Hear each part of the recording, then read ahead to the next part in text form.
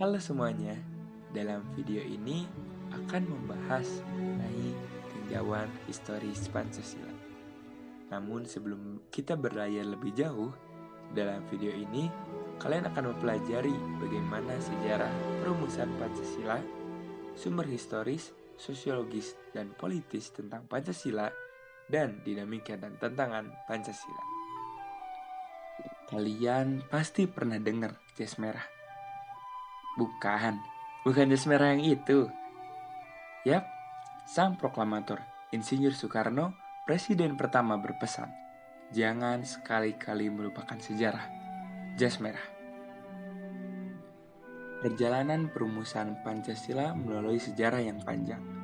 Dimulai dari awal peristiwa sebelum kemerdekaan, Sumpah Pemuda yang pada saat itu menjadi jembatan emas bagi Indonesia sebagai momentum perjuangan untuk membentuk NKRI.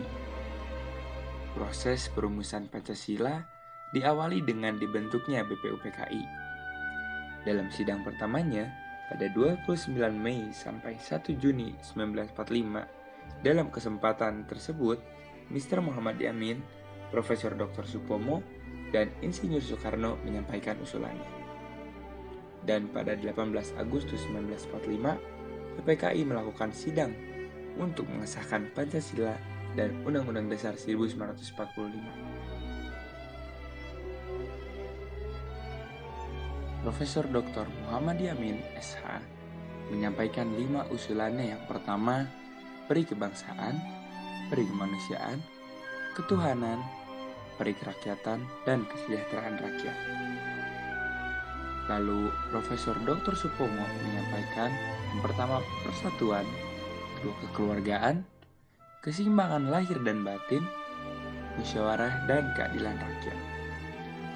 Sedangkan Insinyur Soekarno menyampaikan 5 poinnya. Yang pertama, nasionalisme, kemanusiaan, musyawarah, mufakat, perwakilan, kesejahteraan sosial, dan ketuhanan yang berkebudayaan. Presiden Soekarno pernah menyampaikan bahwa aku tidak mengatakan aku yang menciptakan Pancasila. Apa yang aku kerjakan adalah menggali jauh ke dalam bumi kami, tradisi-tradisi kami sendiri, dan aku menemukan 5 butir mutiara yang indah. Nilai-nilai Pancasila bahkan jauh sebelum dirumuskan sebagai dasar negara, secara historis sudah ada dan melekat dalam adat istiadat kebudayaan, kepercayaan, dan agama yang berkembang dalam kehidupan bangsa Indonesia sejak dahulu.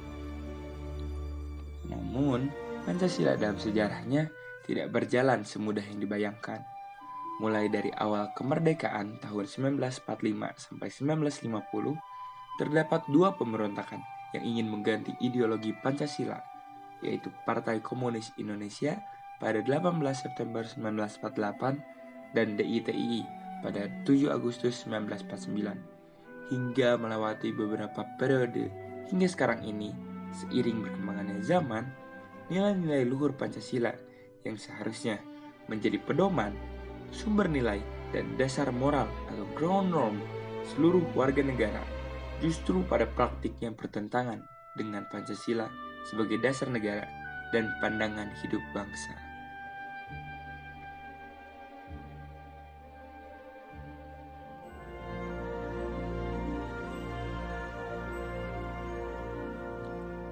Terima kasih telah menonton video ini hingga akhir. Untuk generasi yang lebih maju, ayo amalkan nilai-nilai Pancasila.